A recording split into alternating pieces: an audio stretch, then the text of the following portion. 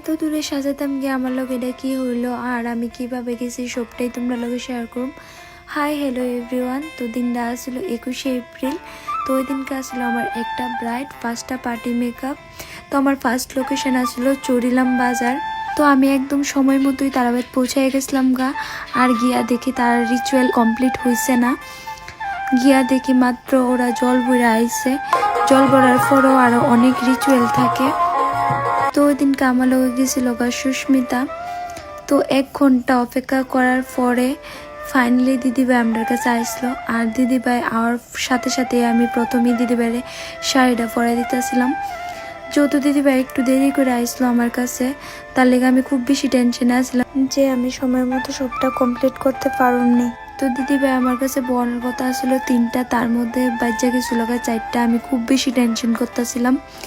তার মধ্যে আমার কপালটা এত খারাপ যার লেগা বারবার কারেন্ট যেতেছিল গা। তারপর আমি হাত পাকা দিয়ে বাতাস করতেছিলাম। আমি বুঝতেছিলাম না যে আমি কিতা করুম।